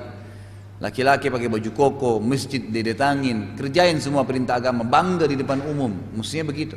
Karena kita ini Allah sudah bilang Al-Quran kekal. Kalau kita beriman pada Allah, beriman pada Rasulullah SAW, beriman pada Al-Quran, harus yakin nih. Kalian semua yang mengikuti Nabi Muhammad SAW adalah umat yang terbaik, yang dilahirkan untuk manusia. Semua kalan. Orang siapapun, makanya jangan berkiblat pada orang non-muslim. Aneh ada orang menganggap Nasrani itu adalah orang yang hebat. Amerika itu kelihatan hebat umumnya karena mereka buat film-film seakan-akan hebat gitu kan. Mana pernah kalah dalam peperangan gitu. Selalu menang saja. Tapi kalau kita punya sejarah dalam Islam memang jelas pasukan jihad selalu sedikit tapi menang gitu kan. Sudah kekuasaan Allah, nggak mungkin. Menyuruh sifat kita apa? Kepada yang ma'ruf. Semua yang Allah suruh kita perintahin. Ajar istri, ajar anak, ajar pembantu, ajar tetangga, siapa saja teman-teman, pengajian kayak begini kita sampaikan. Dan melarang, mencegah dari kemungkaran, nggak boleh haram, Allah larang, kita ingatin, saling ingatin. Itu yang menjadi penyebab kita jadi orang paling baik dan kita beriman kepada Allah. Demikian pula firman-Nya dalam surah Al-Baqarah 143. Wa kadzalika ja'alnakum ummatan wasatan litakunu syuhada'a 'alan nasi wa yakuna ar-rasulu 'alaikum syahida. Dan demikian pula kami telah menjadikan kamu umat Islam umat yang adil dan pilihan agar kamu menjadi saksi atas perbuatan manusia dan agar Rasul Muhammad menjadi saksi atas perbuatan kamu. Surah Al-Baqarah 143. Jadi nanti kita ini Bapak Ibu sekalian hari kiamat kita akan didatangkan nanti oleh Allah Subhanahu wa taala pada saat Allah hakimi misalnya kaum Lut. Kalian buat homoseksual gini. Itu kan dihakimi sama Allah Subhanahu wa taala dengan malaikat mengingatkan mereka. Kalau mereka ada yang mungkir, enggak kok, mana saksinya? Nah, umat Muhammad didatangkan. Nih, ada umat yang terakhir yang turun kitab dan mereka bisa baca di kitabnya informasi dari Allah tentang perbuatan kalian. Terus kita semua mengatakan, ya kami dapatkan dalam Al-Quran ayat ini, kalian melakukan ini, Nabi Lut berkata begini. Jadi kita tolong Nabi Lut membuktikan. Jadi kita akan menjadi saksi. Datang lagi umatnya Nabi Saleh, datang lagi umatnya Nabi Hud, semua Nabi-Nabi nanti kita akan jadi saksi. Di sini katakan demikian, kami jadikan kalian semua umat Islam ini umat yang adil dan pilihan. Kita ini pilihan agar kamu menjadi saksi, kalian menjadi saksi atas perbuatan manusia nanti hari kiamat dan agar Rasul Muhammad menjadi saksi atas perbuatan kalian. Firman-Nya juga lagi tentang kewajiban patuh dan taat kepada Nabi Muhammad SAW. Kita wajib patuh dan taat. Ini informasi tentang semua tentang Nabi Muhammad SAW. Qul in kuntum tuhibbunallaha fattabi'uni yuhibbukumullah wa yaghfir lakum dzunubakum wallahu ghafurur rahim. Katakanlah jika kamu benar-benar mencintai Allah, maka ikutilah aku. Niscaya Allah akan mengasihi dan mengampuni dosa-dosamu. Allah Maha Pengampun lagi Maha Penyayang. Sini ada perintah untuk mengikuti Nabi Muhammad sallallahu alaihi wasallam. Poin ketiga, berita dari Rasulullah SAW sendiri tentang kenabiannya yang dengannya kenabian diakhiri, kewajiban patuh dan taat kepadanya dan keumuman universalitas risalah kerasulannya sebagaimana disabdakan oleh beliau sallallahu alaihi wasallam. Anan nabiyyu la kadzib ana ibnu Abdul Muttalib, ya. Ini mohon maaf kita mungkin tutup sampai di ini dulu ya, dalil ini, karena ini masih panjang bahasannya. Tapi saya akan sebutkan 2 buah hadis, nanti kita lanjutin insya Allah. Sayalah Nabi, tidak ada dusta. Artinya ini jujur penyampaiannya. Dan aku adalah cucunya Abdul Muttalib. Maksudnya apa? Kata ulama hadis, di dalam Taurat dan Injil itu ada penyebutan tentang siapa kakeknya Nabi, siapa ayahnya. Jadi akhirnya kalau beliau mengatakan dan saya cucunya Abdul Muttalib, artinya tidak mungkin salah. Sayalah Nabi yang ditunjuk dalam Taurat dan Injil itu. Kemudian hadis ini hadis sahih ya. Ini riwayat Bukhari Muslim, lihat footnote nomor 44 itu. Kalau kayak buku saya ini. Kemudian inni Abdullahi wa khatamun nabiyyin wa inna Adama la munjadilun fi tinatihi. Sesungguhnya aku adalah seorang hamba Allah dan penutup para nabi, dan sesungguhnya Nabi Adam masih terletak di tanah. Maksudnya Nabi Adam alaihissalam dikubur, itu kan masih terkubur. Kita tambah satu hadis ya. Mathali wa mathalul anbiya'i kamathali rajulin bana baitan fa ahsanahu wa ajmalahu illa mawdi'a labinatin wahidah. Faja'ala an-nasu yatufuna bi wa ya'jubuna lahu wa yaqulun halla wudi'at hadhihi al-labinah fa ana al-labinatu wa ana khatamun nabiyyin. Alhamdulillah atas nikmat iman kita ya. Kata Nabi SAW, apa kata Nabi? Perumpamaanku dengan para nabi-nabi sebelumku adalah seperti orang yang membangun sebuah rumah yang besar. Ia pun membangunnya dengan sangat baik dan indah, kecuali satu saja tempat batu bata belum ditaruh batu batanya. Lalu setiap orang yang lewat rumah itu selalu kagum dengan rumah itu, mengatakan bagus sekali rumah ini ya. Coba seandainya satu lagi batu bata ditaruh, sempurnalah rumah ini. Kata Nabi SAW, akulah satu batu bata itu. Pas aku diutus, ditaruh, selesai, lengkap sudah rumahnya. Ini perumpamaan ini disampaikan oleh Nabi SAW, gitu kan? Jadi jelas sekali bahwasanya Nabi SAW adalah utusan Allah. Jadi kita jangan ragu sama sekali mengikuti risalah beliau. Ya, semua ciplak-ciplak kehidupan Nabi SAW kita akan bahagia insya Allah, karena sudah punya panutan. Baik, sampai sini insya Allah kita tutup dulu. Nanti kita lanjutin lagi insya Allah dengan lanjutan daripada dalil-dalilnya ya. Karena ini kurang lebih masih ada 2, 3, 4, masih ada sekitar 7 lembaran ya. 7 lembaran ya. Bahas tentang dalil-dalil Nabi Muhammad SAW. Baik, ada yang mau bertanya sampai sini? Sudah? Baik, saya ingatkan kalau ada ibu-ibu dan bapak yang mau berminat untuk ikut kurban ya, seperti biasa tiap tahun saya tawarkan Rp1.700.000 itu untuk ikut di yayasan kami di Makassar. Jadi masih terbuka insya Allah sampai minggu depan. Mudah-mudahan kalau memang ada yang terfikir bisa, kalau mau ikut sapinya 2 juta per orang ya, nanti dikali 7 gitu kan, kurang lebih seperti itu. Baik, insya Allah sampai di sini. Mudah-mudahan Allah berkahi majelis kita dan menjadikan orang kita selalu mengamalkan ilmu Allah, dan menjadikan insya Allah dengan ilmu itu kita masuk ke dalam surga tanpa hisab. Kalau benar dari Allah, kalau salah dari saya mohon dimaafkan. Subhanakallahumma bihamdika asyhadu an la ilaha illa anta astaghfiruka wa atubu ilaik. Wassalamualaikum warahmatullahi wabarakatuh.